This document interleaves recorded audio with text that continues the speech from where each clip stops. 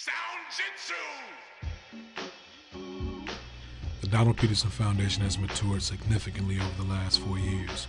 We have seen the positive results of our efforts, as we've seen an increase in the number of students who have graduated from high school, more fathers are being reunited with their children, and our youth are making better decisions in regards to risky behavior in the street. The Foundation continues to be dedicated to touching the hearts and minds of our youth by providing mentoring services that include educational enhancement, life skills training, coaching, and other supportive services. Our goal is that our young people become self-confident, self-sufficient, develop strong character, and find the best in themselves. We want them to realize their potential. We want them to be difference makers. We want to continue to inspire, motivate, and empower our youth as they navigate the 21st century.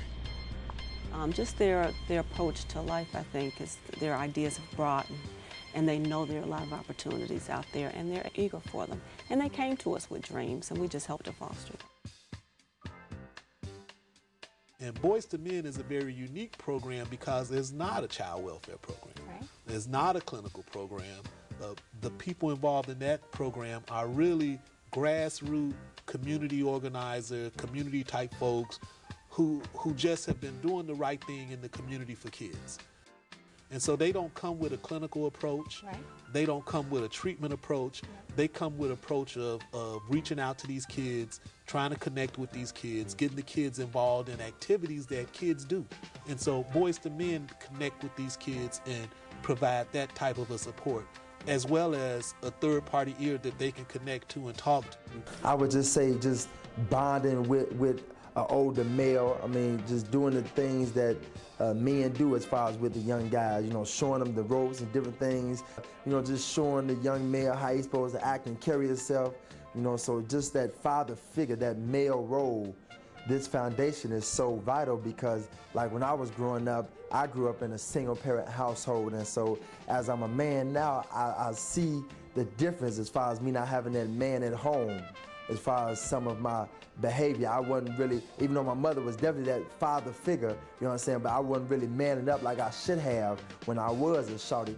The foundation was established back in April of 2003, and we decided to, again, continue my father's legacy of helping young people make their transition in life as well. My pop was very close to a lot of different people in the community, a lot of different people all across the city of Chicago because of his proudness in sports and in athletics.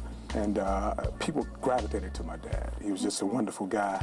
He always had a word of advice. And from that, we began to encourage the kids in the neighborhood by having workshops and seminars in our church, in our home. I think it's very important, and we want to help the kids. They need it. And with a little encouragement from everyone, just a little dime, a little time. And from that, it's grown into Boys to Men, which we are now presently involved in and trying to grow in a great way. Our main goal is to provide accountability, responsibility, give kids a realistic sense of what it's going to take in order for kids to be successful in life. We do that by sponsoring a number of different workshops and seminars that address a number of different things. But our main mission is to save children.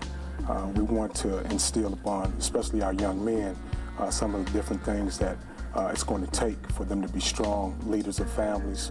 We want to encourage them to have respect for themselves, self-confidence, self-reliability, self-responsibility, and the list goes on and on. I have not always learned from what I did, but now as I'm getting older and I'm realizing, and basically I'm waking up to what's really going on, because like I said, I can say now, thinking like when I was younger, everything was play, you know what I'm saying? Everything wasn't so serious and I didn't have to worry about things. But now, this is the real world. You have so much to offer. You have so much to give that you don't even realize what that all is. And you're going to be encountered with trials and with tests every day. I really feel like the Donald Peterson Foundation and DBCC really cares about me and care about where I end up and my schooling, because it's times, like I say, that they reached out to me and I didn't reach out to them, and they still reached out to me. Like, dang, they don't have to do that because I'm not putting forth the effort to see what they was about. But then once I see these people continue to get on me and continue to approach me with the respect and treating me with the love that I always wanted, and some of it I never had, some of it I did have, but I really appreciate that. You know, I can't help just one, but I need to at least lend something to whoever I can. And I think as I take care of my own, we need to reach out and take care of others as well. Evil only flourishes when men do nothing. The older generation, we need you all. We need that support big time. So we look at you as our fathers and mothers, because sometimes most of us don't even have the father-mother image at home. And so we're looking at you as that role model. So we definitely need you to interact in our lives. You have the boys to men as fathers. You know, here, to the ones who don't have father figures, you can find them here at the Donald Peterson Foundation. So I'm just, man, excited just about this foundation as a whole, being that father figure. Kids just need to be checked. Hook up with the Donald Peterson Foundation. Become involved with your program. Well, it's really outreach, so people see us and they'll call us and ask if they have some needs with their children.